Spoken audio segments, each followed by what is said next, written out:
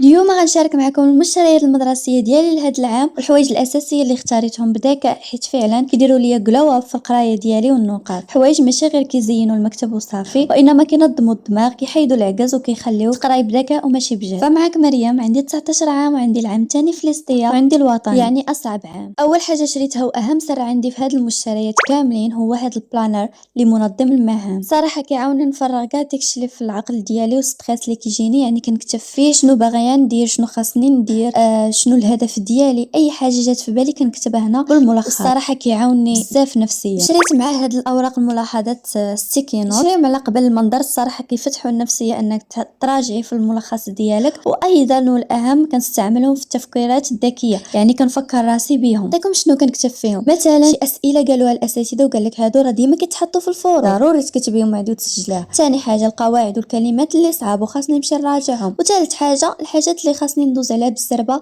ونعاود نتفكرها في الدار. بهذه الطريقه فاش كنجي نراجع ما كنضيعش الوقت في انني نبقى نقلب، كنلقانيش داكشي اللي خاص. ندوزو دابا الادوات اللي شريت على حساب التركيز والمراجعه. اول حاجه عندنا هاد الهايلايترز لي باستيل، الوان بارده الصراحه وكيعطيو واحد الراحه بصريه للمخ فاش كتكوني كتقراي لمده طويله، احسن من دوك الفاقعين بزاف. ما ننساوش شحال كيخليو الشكل زوين ديال الكتاب ومنظم. صراحه كيحفزوني انني نكتب بزاف ديال الملخصات وندير ليهم تحديد. ثالث حاجه مهمه في التنظيم بلونكو ولا ستيلو كوريكتور، كنصحح بيه دوك الجمل ولا الكلمه اللي كنغلط فيها عوض ما نبقى نشطب عليهم بالستيلو يعطي منظر خايب للكتابه ديالي. هما كندير ليه بلونكو دغيا كينشف دغيا كنصحح كيبقى الملخص نقي. وضروري نشري دفتر الملخصات. انا كنت كنخدم بالوراق ولكن ما بقاوش كيعجبوني فوليت كنخدم غير بهذا الدفتر جمع ليا كلشي. وإلا كنتو كتخدموا بالوراق ضروري تشريو هذا الباك باش تجمع لكم دوك الوراق مابقاوش مرونين. ومن الاساسيات اللي ضروري عندي ومازال عندي من داك العام اللي فات هما الستيلوات بالالوان الاحمر الاخضر الاسود والازرق. هادو ضروري باش كنكتب الدرس ديالي والملخصات ديالي. كانوا هادو هما المشتريات ديالي حاليا. مازال غادي نشري شي حوايج اخرين.